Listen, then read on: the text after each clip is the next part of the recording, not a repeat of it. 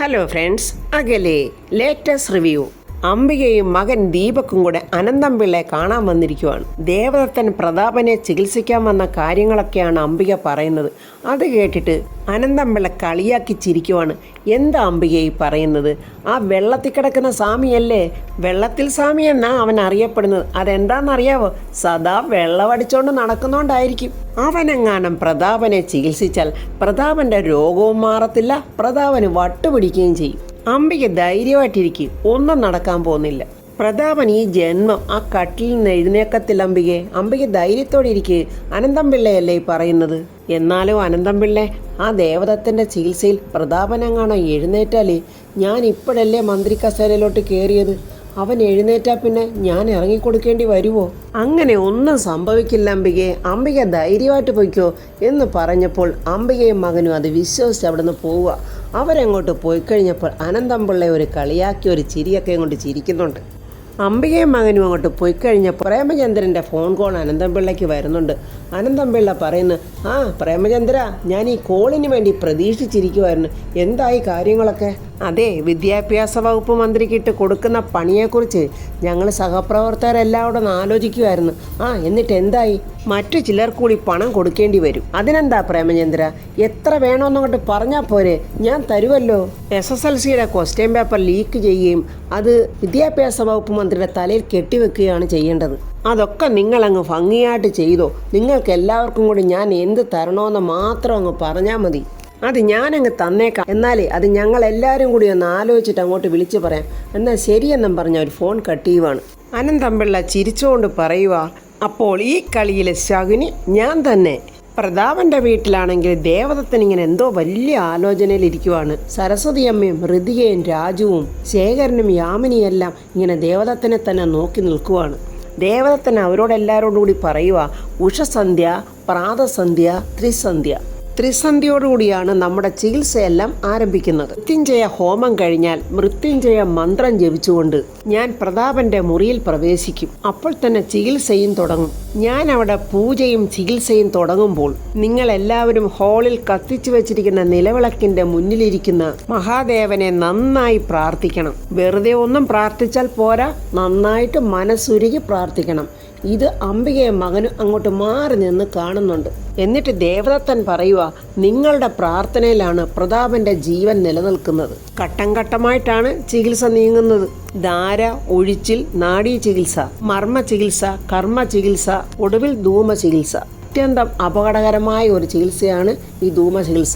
ധൂമചികിത്സയിൽ പറയുന്നത്, ആയുർവേദത്തിലും സിദ്ധവൈദ്യത്തിലും പറയുന്നത് ഒരു ചികിത്സാ മാർഗമാണ്. ഔഷധ സസ്യങ്ങൾ കത്തിച്ചുണ്ടാക്കുന്ന ഔഷധ ധൂമം, മെഡിക്കേറ്റഡ് സ്മോക്ക് ശ്വസിപ്പിക്കുന്ന രീതിയാണ് ഈ ചികിത്സ. കുറച്ചധികം പച്ചമരുന്നുകളുടെയൊക്കെ പേര് ദേവദത്തൻ അവരോട് പറഞ്ഞു കൊടുക്കുകയാണ്. ഇതുപോലെയുള്ള ഔഷധ സസ്യങ്ങൾ ഉണക്കിപ്പൊടിച്ച് മൺപാത്രങ്ങളിൽ വെച്ച് കത്തിച്ച് പുകയുണ്ടാക്കും. ചികിത്സ നടക്കുമ്പോൾ നിങ്ങൾ പ്രാർത്ഥിക്കേണ്ട മന്ത്രം മഹാമൃത്യുഞ്ജയ മന്ത്രമായിരിക്കണം. അത് ഞാൻ നിങ്ങൾക്ക് എഴുതിത്തരാം. ഇതാണ് ആ മന്ത്രം എന്നും പറഞ്ഞ് മൃത്യുഞ്ജയ മന്ത്രം ദേവദത്തൻ അവർക്ക് പറഞ്ഞു കൊടുക്കുവാണ്. മരണബന്ധനത്തിൽ നിന്നും മോചനം ലഭിക്കാനുള്ള മന്ത്രമാണ് ഈ മന്ത്രം. അപ്പോൾ ത്രിസന്ധ്യയോടുകൂടി നമുക്ക് ഈ പൂജ തുടങ്ങാം. ദേവദത്തൻ സരസ്വതി അമ്മയ്ക്കും മറ്റുള്ളവർക്കൊക്കെ പറഞ്ഞു കൊടുത്ത കാര്യങ്ങളൊക്കെ അംബികയും മകനും അവിടെ മാറി നിന്ന് കേൾക്കുന്നുണ്ടായിരുന്നു. ഇത് ദേവദത്തനോ മറ്റാരും കാണുന്നതുമില്ല. ദീപക്കൊടനെ റൂമിനകത്തോട്ട് വന്നിട്ട് അനന്തംപിള്ളയെ വിളിക്കുവാണ്. എന്താ മോനെ? അങ്കിളെ, ഇവിടെ വലിയ ചികിത്സയൊക്കെ തുടങ്ങാൻ പോവുക. ദേവദത്തൻ അവിടെ പറഞ്ഞ കാര്യങ്ങളൊക്കെ ദീപക്ക് അങ്ങനെ അനന്തംപിള്ളയ്ക്ക് പറഞ്ഞു കൊടുക്കുക. ദീപക്ക് പറഞ്ഞത് കേട്ടിട്ട് അനന്തംപിള്ള പറയാ, എൻ്റെ മോനെ, ഇതൊന്നും കൊണ്ട് പ്രതാപന്റെ രോഗം മാറാൻ പോകുന്നില്ല. പക്ഷേ ഈ തക്കത്തിന് നമുക്കൊരു കാര്യം ചെയ്യാൻ പറ്റും. അതെന്താ അങ്കിളെ? അതെ മോനെ, നിന്റെ അമ്മയ്ക്ക് വർമ്മ ജീവിച്ചിരിക്കണമെന്ന് ആഗ്രഹമുണ്ട്. പക്ഷേ അവൻ ജീവിച്ചിരുന്നാൽ നിനക്കാവത്താണ്. അങ്കിള് പറഞ്ഞത് ശരിയാ. എടാ മോനെ, ചികിത്സാ പിഴവ് കൊണ്ട് അവൻ ചത്തു എന്ന് നമുക്ക് വരുത്തി തീർക്കണം. അവസാനത്തെ ചികിത്സയല്ലേ ധൂമ ചികിത്സ. ആ ചികിത്സ നടക്കുന്ന സമയത്തെ അവൻ ഒറ്റയ്ക്കായിരിക്കും. ആ തക്കം നോക്കി നീ അതിനകത്തോട്ട് കയറി അവനെ ശ്വാസം മുട്ടിച്ചങ്ങ് കൊന്നേക്കണം. ശരിയെങ്കിലേ, ഞാൻ അതുപോലെ ചെയ്തേക്കാം എന്നും പറഞ്ഞ് ദീപക്ക് ഫോൺ കട്ട് ചെയ്യുവാണ്. ദീപക്കിനെ മരണക്കുഴിയിലോട്ട് തള്ളിവിട്ട സന്തോഷത്തിൽ അനന്തംപിള്ള ഇങ്ങനെ നിൽക്കുവാണ്. അനന്തംപിള്ള ദീപക്കിന് പറഞ്ഞു കൊടുത്ത കാര്യം എങ്ങനെ നടപ്പിലാക്കാം എന്നിങ്ങനെ ദീപക്ക് ചിന്തിച്ചുകൊണ്ട് നിൽക്കുമ്പോൾ അംബിക അടുത്തോട്ട് വന്നിട്ട്, എടാ എന്നിങ്ങനെ വിളിക്കുന്നുണ്ട്. ആരായിരുന്നടാ ഈ സമയത്ത് നിന്നെ വിളിച്ചത്? അതമ്മേ, എൻ്റെ ഒരു ഫ്രണ്ടാ. എന്ന് പറഞ്ഞിട്ട് ദീപക്ക് മുഖം കൊടുക്കാതെ അവിടെ നിന്ന് പോവാണ്. അംബികയുടെ മനസ്സിൽ എന്തോ ഒരു സംശയം തോന്നിത്തുടങ്ങി. അങ്ങനെ പ്രതാപനുള്ള ചികിത്സയൊക്കെ ദേവദത്തൻ ചെയ്യാൻ തുടങ്ങിക്കഴിഞ്ഞു. ദേവദത്തൻ പത്മയോട് പറയുന്നു, പത്മേ, ഈ ഔഷധക്കൂട്ടുകളെല്ലാം ഈ റൂമിന്റെ പല ഭാഗത്തായിട്ട് കൊണ്ടുപോയി വെക്കണം. അങ്ങനെ പ്രതാപൻ കിടക്കുന്ന കട്ടിലിന് ചുറ്റും പത്മ ഔഷധക്കൂട്ടുകളെല്ലാം കൊണ്ടുപോയി വെക്കുന്നുണ്ട്. പത്മേ, ഇനി ഞാൻ നിന്നോട് പുറത്തോട്ട് പോകാൻ പറയുമ്പോൾ മാത്രമേ നീ പുറത്തേക്ക് പോകാവൂ. അതുവരെ പ്രാർത്ഥനയോടെ നിന്നോണം. ശരി ദത്തേട്ട. അങ്ങനെ പത്മ കണ്ണടച്ച് കൈകൂപ്പി നിന്ന് പ്രാർത്ഥിക്കുവാണ്. ഹാളിൽ കത്തിച്ചു വെച്ച നിലവിളക്കിന്റെ മുന്നിൽ മഹാദേവന്റെ പ്രതിമ ഇരിക്കുന്നുണ്ട്. നിറയെ പുഷ്പങ്ങളൊക്കെ വെച്ച് അലങ്കരിച്ചിട്ടുമുണ്ട്. സരസ്വതി അമ്മയും ഋതികയും രാജുവും ശേഖരനും യാമിനിയും അംബികയും അവിടെ വന്നിങ്ങനെ നിൽക്കുന്നുണ്ട്. അംബിക മനമുരുകി അങ്ങോട്ട് പ്രാർത്ഥിക്കുവാണ് സ്വന്തം പൊന്നാങ്ങളയ്ക്ക് വേണ്ടി. എൻ്റെ ദൈവമേ, ഇവൻ ഉണരല്ലേ.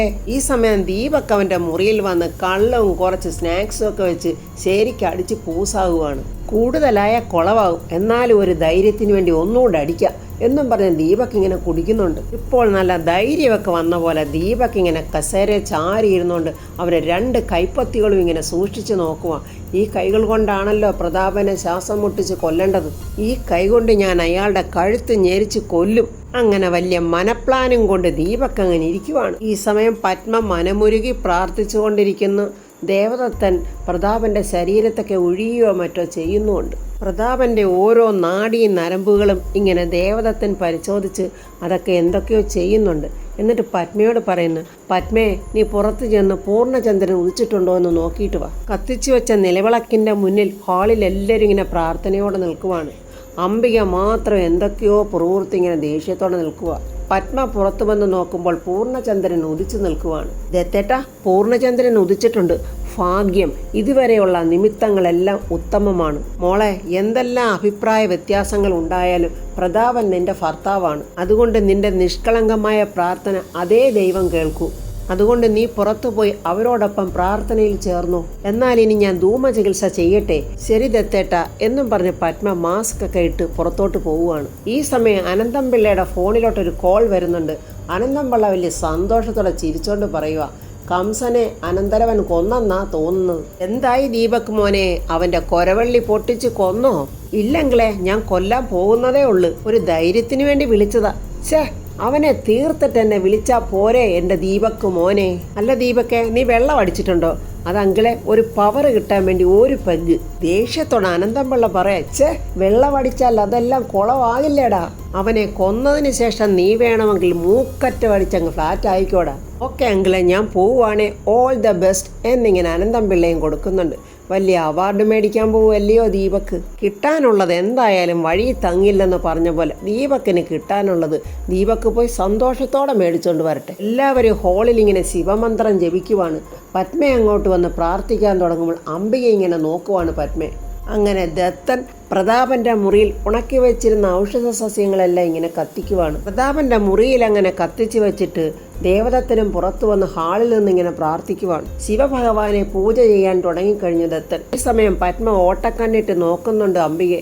അംബികയുടെ മുഖത്തെ ഭാവവ്യത്യാസങ്ങളൊക്കെ. അമ്മാവനെ കൊല്ലാൻ അനന്തരവൻ താണ്ട മുഖംമൂടിയൊക്കെ വെച്ചിങ്ങനെ വലിയ ബുദ്ധിജീവിയാണെന്ന് തോന്നുന്നു. ഗ്ലൗസ് ഒക്കെ ഇട്ടുകൊണ്ടാണ് വരുന്നത്. ഇനി ഞാൻ പറയുന്ന മന്ത്രം നിങ്ങൾ എല്ലാവരും ഏറ്റു ചൊല്ലണം എന്നിങ്ങനെ ദത്തൻ എല്ലാവരോടും പറയുന്നുണ്ട്. മൃത്യുഞ്ജയ മന്ത്രം അങ്ങനെ ദത്തൻ എല്ലാവർക്കും പറഞ്ഞു കൊടുക്കുവാണ്. അംബിക മനമുരുകി പ്രാർത്ഥിക്കുക, എൻ്റെ ഭഗവാനെ, പ്രതാപൻ ഒരിക്കലും ഉണരല്ലേ, എന്നെ ചതിക്കല്ലേ. അവിടെ അങ്ങനെ മന്ത്രജപങ്ങൾ നടക്കുന്നു. ഈ സമയം ദീപക് പ്രതാപന്റെ മുറിയിൽ വന്ന് നിൽക്കുവാണ്. ദത്തൻ എല്ലാവരോടും പറയുന്നു, ഇനി നേരം പുലരാൻ കുറച്ച് സമയം മാത്രമേ ബാക്കിയുള്ളൂ. എല്ലാവരും മനസ്സുരുകി പ്രാർത്ഥിക്കുക. പത്മ കരളുരുകി തന്നെ പ്രാർത്ഥിക്കുവാണ്. എൻ്റെ മഹാദേവ, എൻ്റെ പ്രതാപേട്ടൻ്റെ ജീവൻ ഞങ്ങൾക്ക് തിരിച്ചു തരണേ. ഈ സമയം ദീപക് പ്രതാപന്റെ കഴുത്ത് പിടിച്ചിങ്ങനെ ഞെരിക്കുവാണ്. പ്രതാപന്റെ കാലിലെ നരമ്പുകളെല്ലാം ഉണർന്നു കഴിഞ്ഞു. പ്രതാപന്റെ കൈകളും കാലുകളും ഒക്കെ ചലിക്കാൻ തുടങ്ങി. ഭഗവാനെ കാത്തോണേ എന്നും പറഞ്ഞ് പത്മ ഇങ്ങനെ തുറന്ന് പ്രാർത്ഥിച്ചുകൊണ്ടിരിക്കുവാണ്. പ്രതാപൻ കണ്ണുകൾ തുറന്നു, കാലുകളൊക്കെ അനക്കുന്നു. ദീപക് ഇങ്ങനെ കഴുത്തെ പിടിച്ച് ഞെരിച്ചുകൊണ്ട് ഇരിക്കുവാണ്. അംബിക പുറത്തിരുന്നുകൊണ്ട് പറയുന്നു, ഈ ദേവദത്തൻ ഒരു അപകടകാരി തന്നെയാണല്ലോ. കഴുത്ത് ഞെരിക്കുന്നതിനിടയിൽ ദീപക് പറയുന്നുണ്ട്, നീ ഇല്ലാതാകണം, എന്നാലേ എനിക്കും എൻ്റെ അമ്മയ്ക്കും സ്വസ്ഥതയായിട്ട് ജീവിക്കാൻ പറ്റൂ. പ്രതാപൻ്റെ കൈകൾക്ക് പൂർണ്ണ ആരോഗ്യം വന്നതുപോലെ പെട്ടെന്ന് ദീപകൻ്റെ കഴുത്തിന് പിടിക്കാൻ നോക്കുന്നുണ്ട്, പറ്റുന്നില്ല. വീണ്ടും പ്രതാപൻ അവൻ്റെ കഴുത്തിന് പിടിക്കാൻ ശ്രമിക്കുന്നുണ്ട്. എന്നിട്ട് പ്രതാപൻ അവനെ ഒരു ഒറ്റ തള്ളുവാണ്. ദീപക് പോയി ദൂരെ തെറിച്ച് വീഴുവാണ്. മോളെ ഋതികെ ഋതികെ എന്നിങ്ങനെ പ്രതാപൻ പറയുമ്പോൾ ദീപക് അവിടെ നിന്ന് എഴുന്നേറ്റ് ഓടുവാണ്. പ്രതാപൻ്റെ മുറിയിൽ നിന്നും മോളെ മോളെ ഋതികെ എന്നുള്ള വിളി കേൾക്കുന്നു. ഋതികയും എല്ലാവരും ഇങ്ങനെ ഞെട്ടി ആ റൂമിലോട്ട് നോക്കുവാണ്. അയ്യോ രാജു, അച്ഛൻ്റെ ശബ്ദമല്ലേ കേട്ടത്? അതേ ഋതു, വർമ്മസാറിൻ്റെ ശബ്ദം തന്നാണ്. രാജു, എൻ്റെ അച്ഛൻ ഉണർന്നു എന്നും പറഞ്ഞ് ഋതിക ഓടുവാണ് പ്രതാപൻ്റെ റൂമിലോട്ട്. എന്തോ വലിയ മഹാത്ഭുതം നടന്നതുപോലെ എല്ലാവരും സന്തോഷത്തോടെ പ്രതാപൻ്റെ മുറിയിലോട്ട് ഓടുവാണ്. അംബികയുടെ നല്ല ജീവൻ പോയി. അംബിക ഇങ്ങനെ പതറി നിൽക്കുക. ഋതികയെ അങ്ങോട്ട് ഓടിച്ചെന്ന് പ്രതാപനെ കാണുമ്പോൾ മോളെ ഋതികെ എന്ന് വിളിക്കുക. അച്ഛാ എന്ന് സന്തോഷത്തോടെ ഋതികയും മോനെ രാജു എന്നും ഇങ്ങനെ പ്രതാപൻ വിളിക്കുവാണ്. അച്ഛാ എന്നും പറഞ്ഞ ഋതിക പ്രതാപന്റെ അടുത്തോട്ട് ഓടിച്ചെന്നു. ദത്തൻ ഋതികയോട് പറയുന്നു, മോളെ ഈ സമയത്ത് അധികം വികാര പ്രകടനങ്ങളൊന്നും പാടില്ല. അതിൻ്റെ റിയാക്ഷൻ ചിലപ്പോൾ നെഗറ്റീവായി മാറും. എനിക്കിവിടെ ചില കാര്യങ്ങൾ കൂടിയുണ്ട്. എല്ലാവരും ഒന്ന് പുറത്തോട്ട് ഇറങ്ങി നിന്നേ. എന്തെങ്കിലും ആവശ്യമുണ്ടെങ്കിൽ ഞാൻ നിങ്ങളെ വിളിക്കാം. നിങ്ങൾ പുറത്തോട്ട് പോകുമ്പോൾ ആ കതവും കൂടി അടച്ചേക്കണം. അങ്ങനെ അവരെല്ലാവരും പുറത്തിറങ്ങി കതക് അടച്ചു കഴിഞ്ഞു. രാജു ഋതികയോട് രഹസ്യമായിട്ട് പറയുന്നു, ഋതു വാതിൽ തുറന്നാ കിടന്നത്. ആരോ അകത്ത് കയറിയിട്ടുണ്ടായിരുന്നു. രാജു, അത് ദീപക്കായിരിക്കും. അവൻ പ്രാർത്ഥനയിലില്ലായിരുന്നല്ലോ. രാജു, ദൈവം നമ്മുടെ പ്രാർത്ഥന കേട്ടല്ലോ. എൻ്റെ അച്ഛന് സുഖപ്പെട്ടല്ലോ. അംബികയ്ക്കൊന്നും സൂഹിക്കുന്നില്ല. അംബിക കരയണോ, പ്രാന്തെടുത്ത് അലറണോ, കൂവണോ എന്നൊന്നും അറിയാതെ നിൽക്കുവാണ് അംബിക. ഋതു, ഇതിനൊക്കെ നമ്മൾ ആദ്യം നന്ദി പറയേണ്ടത് അമ്മയോടാണ്. ഞാൻ 1 മിനിറ്റ് ഇപ്പം വരാവേ എന്നും പറഞ്ഞ് രാജു മുകളിലോട്ട് കയറി പോകുന്നുണ്ട്. പത്മ ഋതികയോട് പറയുന്നു, മോളെ ആ അംബിക അടുത്തുണ്ട്, അവൾ ശ്രദ്ധിക്കും. നന്ദി ദൈവത്തിനോട് മാത്രം പറയണം. ദീപക് കട്ടയിൽ പോയി കിടന്നുകൊണ്ട് ആലോചിക്കുക, ഞാൻ കൊല്ലാൻ നോക്കിയപ്പോൾ അയാൾ ഉയർത്തെഴുന്നേറ്റോ?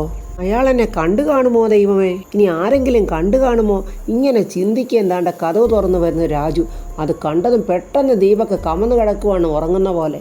ദത്തൻ പ്രതാപൻ്റെ റൂം തുറന്നിട്ട് പറയുന്നു, ഇനി എല്ലാവരും ഒന്ന് അകത്തോട്ട് വന്നേ. ദീപക് ശ്വാസം അടക്കി പിടിച്ച് കിടക്കുക. രാജു വന്ന് വിളിക്കുമല്ലോ ഇപ്പോഴെന്നും പറഞ്ഞ്. രാജു പറയും, ഇവനിവിടെ കിടക്കുവാണല്ലോ, പക്ഷേ ഇത് ചെയ്തത് ഇവൻ തന്നെ ആയിരിക്കും. സാറിൻ്റെ ശബ്ദം കേട്ടതാണല്ലോ. എന്തായാലും വലിയൊരു സന്തോഷത്തിനിടയ്ക്ക് മറ്റൊരു പ്രശ്നം വേണ്ട എന്നും പറഞ്ഞ് രാജു ആ കഥ കടച്ചങ്ങ് പോവുകയാണ്.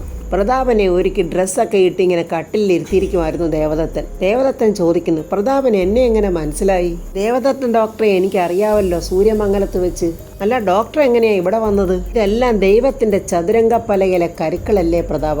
കാലം കൊല്ലാതെ എന്നെ കാത്തുവെച്ചത് പ്രതാപന് വേണ്ടിയായിരിക്കും. പ്രതാപന്റെ ഫാദറിലോ, അതായത് പത്മാവതിയുടെ അച്ഛൻ, 2 ദിവസം മുമ്പ് ഒരു രാത്രിയിൽ എന്റെ മനസ്സിലോട്ട് വന്നു. പ്രതാപനെ കാണണമെന്നുള്ള ഉൾവിളി അങ്ങനെയാണ് എനിക്കുണ്ടായത്. അതൊക്കെ ഇരിക്കട്ടെ പ്രതാപ, ഈ പുലരി വരെ എന്തെങ്കിലും മനസ്സിലുണ്ടായിരുന്നോ? ഒന്നുമില്ല ഡോക്ടർ, വെറും ബ്ലാങ്ക്.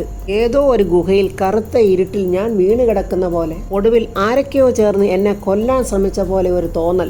ഇപ്പോൾ ക്ഷീണമല്ലാതെ മറ്റൊന്നുമില്ലല്ലോ പ്രതാപന്? ഇല്ല, പ്രതാപന്റെ ഒരു പുനർജന്മമാണിത്.